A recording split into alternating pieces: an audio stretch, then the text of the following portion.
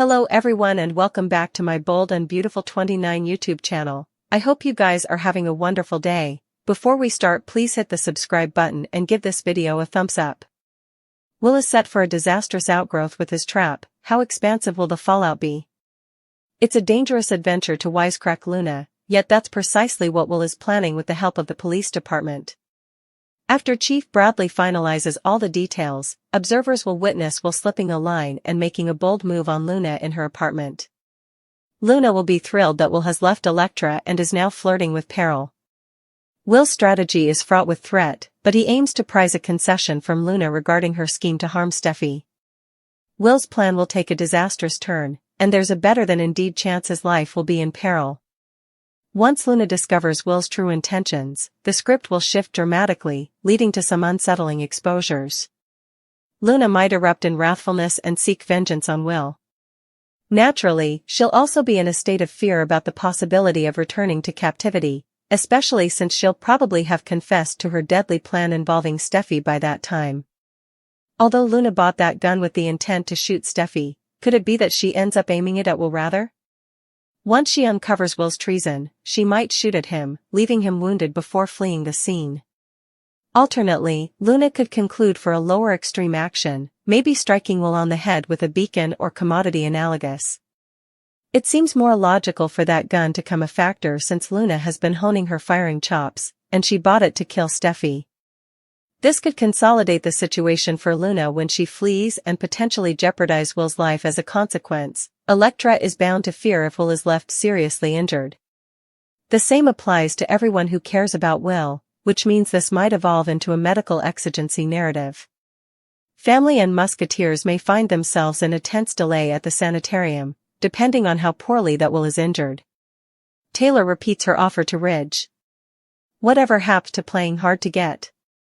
Taylor is a shrink and she should know better than to chase after a wild man like Ridge. But, the heart wants what the heart wants.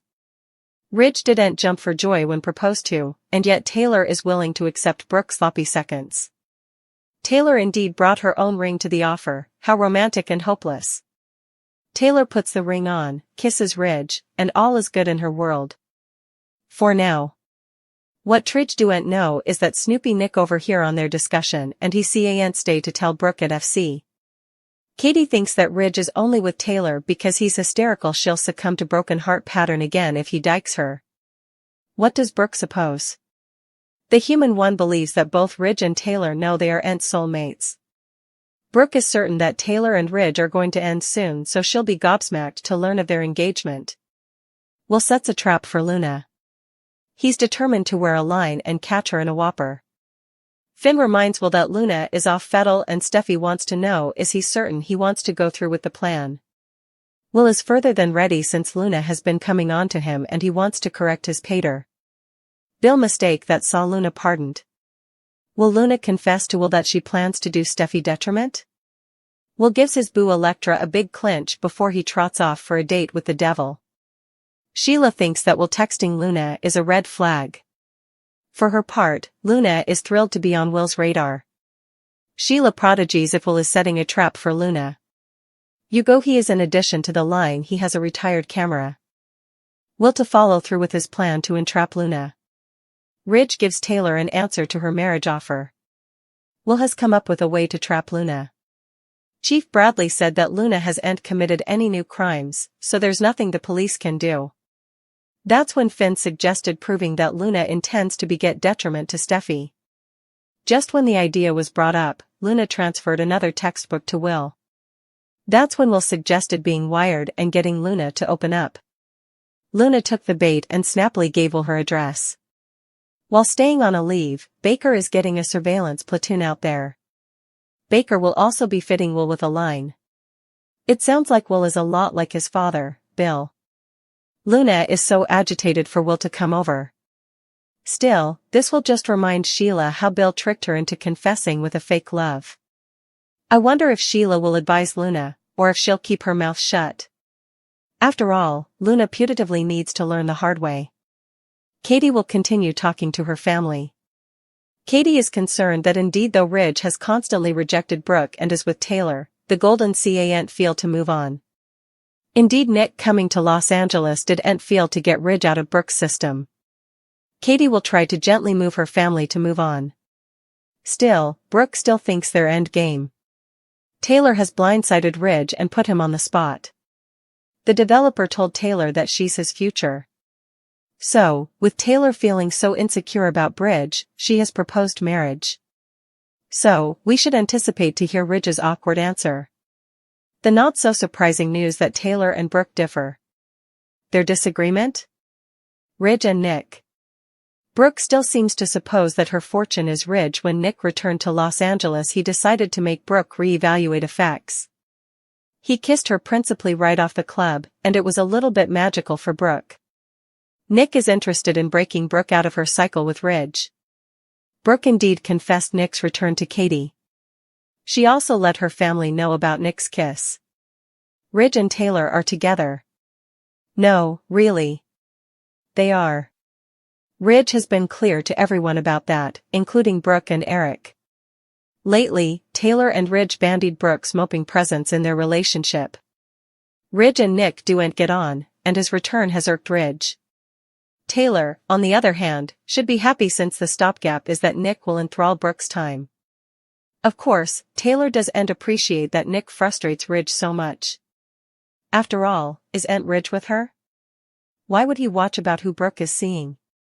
Word spreading about Nick's return to city, and Steffi looked to bring back another familiar face. Ridge came home from the office in a mood, and Taylor sat him down and asked what it was each about. Ridge blazoned that he caught Brooke drooling it up with a man from her history, and Taylor's history too. She was shocked to hear that man was Nick. In true therapist form, she also asked Ridge how seeing Nick with Brooke made him feel. Ridge tried to claim he simply didn't like his half-family. And he doesn't like the idea of Brooke being with the man, but did admit it was his partner's call, not his. While he didn't admit to being crazy with covetousness, Taylor saw right through the facade and called him out on it. Over in the design room, Brooke told Katie the news.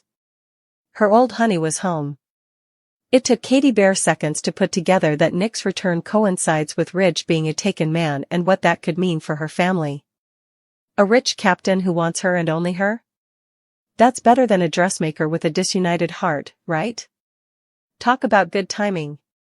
At the main office, Steffi informed Carter and Hope that she was going to invite Daphne back to city. She assured Hope that Daphne would keep her lips to herself, especially now that Hope has that gigantic gemstone on her cutlet. Alone in the jewelry exchange, Carter kissed Hope and also asked her if she was okay. Hope tried to be realistic about the perfumer's possible return. She promised she wasn't insecure about Carter, but she didn't trust Daphne Rose. Not at all. Carter understood her vacillation and the reasons and promised he'd keep Daphne Rose at bay and promised she'd have nothing to worry about. Either, he wasn't sure Daphne would indeed come back at each. Daphne Rose took a call from Steffi. She was happy to hear about her spice's success and that Steffi loves her new sample, too. She was a bit stupefied by Steffi's invite to return to LA, however. And she turned down the offer flat. She can't be there. She can't suppose about the lately engaged Carter, no way mind see it all play out with her own eyes. After the call, Daphne sat with her studies and disregarded falling for Carter. The return can be too personal on the behalf of every member who are connected with the society. Thank you for watching this video. And do not forget to like, comment and subscribe.